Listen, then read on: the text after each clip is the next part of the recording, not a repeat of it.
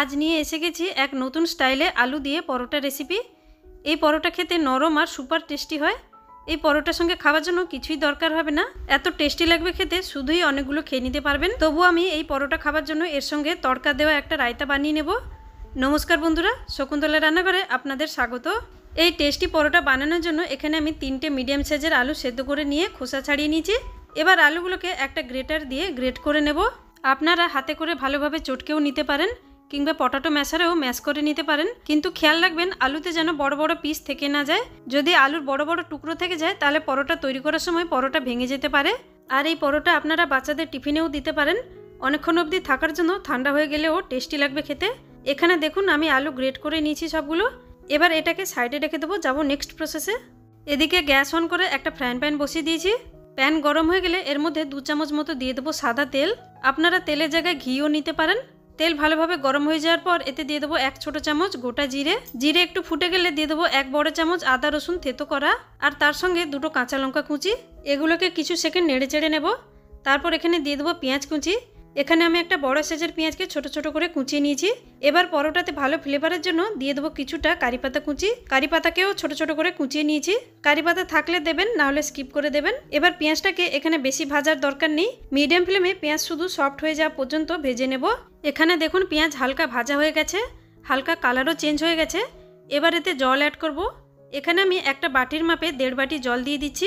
জল দেওয়ার সময় গ্যাসের ফ্লেমটা হাইতে করে দিতে হবে। তারপর জল ফুটতে ছেড়ে দেবো।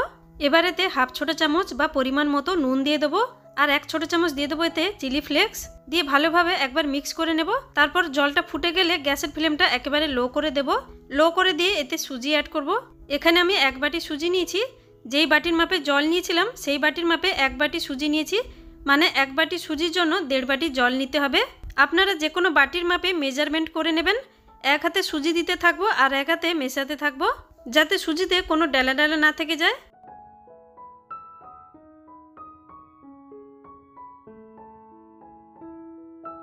লো ফ্লেমে সুজিটাকে নাড়াচাড়া করে রান্না করে নিয়েছি। সুজি এখানে ভালোভাবে সেদ্ধ হয়ে গেছে, এর থেকে বেশি কুক করার দরকার নেই। এবার গ্যাসের ফ্লেম অফ করে দিয়ে সুজিটাকে কিছুক্ষণ ঠান্ডা হওয়ার জন্য ছেড়ে দেবো। যতক্ষণ সুজি ঠান্ডা হবে ততক্ষণ একটা রায়তা তৈরি করে নেব। রায়তা বানানোর জন্য এখানে আমি একটা বাটিতে কিছুটা দই নিয়ে নিয়েছি। আমি এখানে ফ্রেশ দই নিয়েছি। রায়তার জন্য ফ্রেশ দই নিয়ে নেবেন, তাহলে খেতে বেশি ভালো লাগবে। এবার এর মধ্যে আমি পরিমাণ মতো 2 ধরনের নুন দিয়ে দেবো। নর্মাল নুন দিয়ে দিলাম, আর দেবো একটুখানি বিট নুন। এবার এতে দিয়ে দেবো একটা ছোট সাইজের কুচানো পেঁয়াজ, আর দিয়ে দেবো 1/2 শসা গ্রেট করা। আপনারা শসাকে কুচিয়েও নিতে পারেন। আর অল্প একটু গ্রেট করা গাজর দিয়ে দেবো। এবার সব কিছু ভালো করে মিক্স করে নেব। এতে জল অ্যাড করার দরকার নেই, কারণ শসাতে এমনিতেই জল অংশ থাকে। দইয়ের সঙ্গে সব কিছু ভালোভাবে মিক্স করে নিয়েছি। এবার এই রায়তা আরও একটু টেস্টি বানানোর জন্য এতে একটু ফোড়ন দিয়ে দেবো।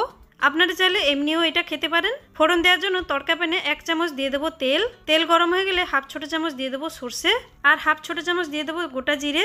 জিরে সর্ষে একটু ভালো করে ফুটে যাওয়ার পর দিয়ে দেবো এতে কাঁচা লঙ্কা কুচি একটা, আর কিছুটা কারি পাতা দিয়ে দিচ্ছি। সব কিছু ফুটে গেলে সঙ্গে সঙ্গে গ্যাসের ফ্লেমটা অফ করে দেবো। তারপর 2 পিঞ্চ মতো দিয়ে দেবো লাল লঙ্কার গুঁড়ো। এবার এই তড়কাটাকে সঙ্গে সঙ্গে রায়তার মধ্যে অ্যাড করে দেবো। এই রায়তা ভীষণ হেলদি হয়, আর দেখতেও খুব সুন্দর লাগে, খেতেও টেস্টি লাগে।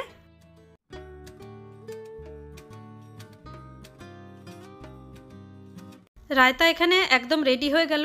এটাকে সাইডে রেখে দেব। এদিকে দেখুন সুজিও অনেকটা ঠান্ডা হয়ে গেছে, পুরোপুরি ঠান্ডা হয়নি, হালকা হালকা একটু গরম আছে। এই সময় সুজিটাকে হাতে করে ভালোভাবে চটকে নেব। চটকে চটকে একেবারে স্মুথ করে নেব। আমরা নর্মাল আটা দিয়ে রুটি পরোটা বানানোর জন্য যেমনভাবে আটা মাখাটা চটকে চটকে স্মুথ করে থাকি, এই সুজিটাকেও সেই রকমভাবে চটকে চটকে একেবারে স্মুথ করে নেব। সুজি যত ভালোভাবে স্মুথ করে মাখা হবে তত ভালো সুজিতে বাইন্ডিং এসে যাবে, আর তত ভালো পরোটা তৈরি হবে। সুজি 2-3 মিনিট ধরে ভালোভাবে চটকে নেওয়ার পর এবার এতে আগের থেকে গ্রেট করে রাখা সেদ্ধ আলু অ্যাড করে দেব, আর তার সঙ্গে কিছুটা ধনেপাতা কুচিও দিয়ে দেবো। আলু ধনেপাতা দিয়ে সুজির সঙ্গে ভালোভাবে মিক্স করে নিচ্ছি। আলুর সঙ্গে সুজিটা খুব ভালো করে চটকে চটকে মিক্স করে নিতে হবে, যাতে সুজি আর আলু খুব ভালোভাবে একসঙ্গে মিশে যায়। যদি আপনার এই ডোটা একটু নরম হয়ে গেছে মনে হয়, তাহলে আপনি 2-3 চামচ মতো আটা দিয়ে ভালোভাবে মিক্স করে নেবেন। এবার হাতে একটু তেল নিয়ে নিচ্ছি। তেল নিয়ে সুজিটাকে আরেকটু ভালোভাবে মেখে স্মুথ করে নেব। 1 বাটি সুজির জন্য 1.5 বাটি জল নিয়েছিলাম, সেটাই এর পারফেক্ট মেজারমেন্ট ছিল। সেই জন্য এই ডোটা একদম পারফেক্ট হয়েছে। আলুর এই পরোটা বানানোর জন্য ডোটা একেবারে রেডি হয়ে গেল। এবার চলুন পরোটা বেলে নেব। পরোটা বেলার জন্য প্রথমে একটু বেশি করে ডো নিয়ে একটা বড় লেচি বানাতে হবে। আপনার যেমন সাইজ পছন্দ তেমনভাবে বানিয়ে নেবেন। এবার শুকনো আটা দিয়ে এটাকে বেলে নেব। পরোটাটা একটু মোটা করে বেলে নিতে হবে, বেশি পাতলা করব না।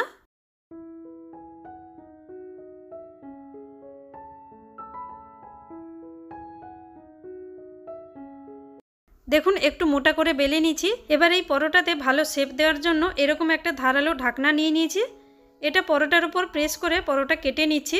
আপনারা যে কোনো টিফিন বক্সের ঢাকনা দিয়েও এরকমভাবে শেপ করে কেটে নেবেন। তাহলে কী হবে, সব পরোটাগুলো সমানভাবে তৈরি হবে, দেখতে ভালো লাগবে।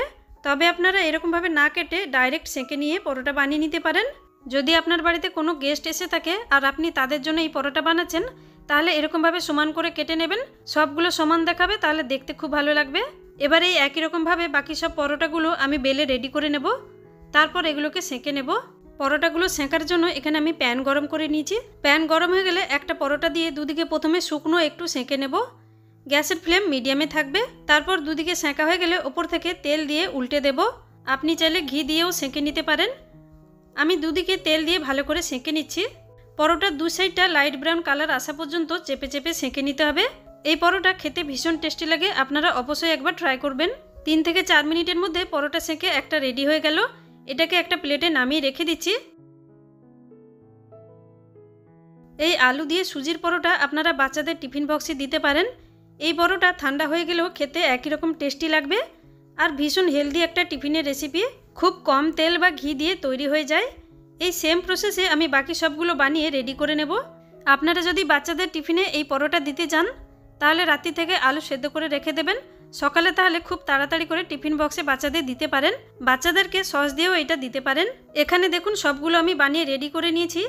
তাহলে আপনারাও এইভাবে এই টেস্টি পরোটা বানিয়ে নিন, বাড়ির সকলকে খাওয়ান, আর খেয়ে কেমন লেগেছে আপনার অনুভূতি আমার সঙ্গে শেয়ার করুন।